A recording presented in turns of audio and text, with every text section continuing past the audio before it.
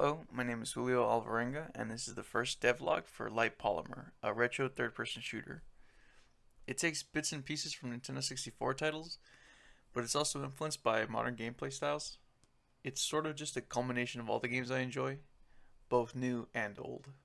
You play as Bean, a space pilot. She can run around, jump over things, make quick turns, and even dodge in any direction. The pivot animations emphasize to the player that turning directions slows your movement a little bit. If the movement were to change too instantly, movement would feel inconsequential at times. The dodge mechanic, coupled with the stamina bar, allows for instant change in direction that aren't really possible with normal locomotion. It's a balance. If the player needs to get out of the way, they can bypass the momentum change and instantly change directions at the cost of stamina. For the most part, animations are overlaid on top of a character controller.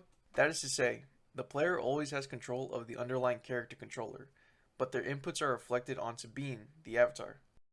For example, pivoting is in effect on the character controller. Without Bean, it would look like a capsule that just slows down and then starts moving in another direction. But if you overlay an animation on top of the capsule and show the pivoting animation played during that shift of momentum, the player will understand that their input is having an effect on the character controller. It gives context to the movement and makes controls easier to understand. Another cool effect of having animations overlaid on top of a character controller is that you can have different animations play for the same movement. For example, jumping out of a roll is always the same action to the character controller.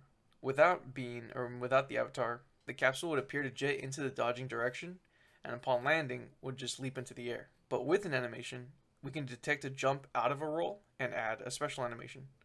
Some small things I would like to add though are that the textures are 32 by 32 pixels, which is the same dimensions used by Nintendo 64 games. The skybox also mimics the dimensions of a Nintendo 64 skybox, but back in the day they would have to stitch together multiple 32 by 32 textures to create a single 128 by 128 texture.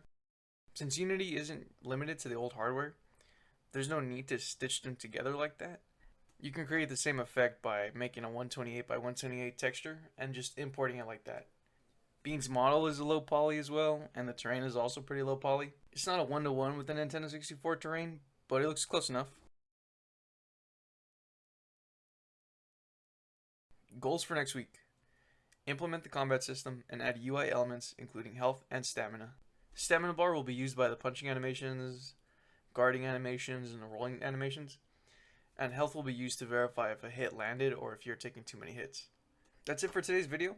Please feel free to leave your thoughts or observations in the comments. This is the first video I've uploaded so far, so I will be reading all the comments probably. If you want to follow the progress, then you can subscribe and turn on the notifications. And I plan to upload every Tuesday.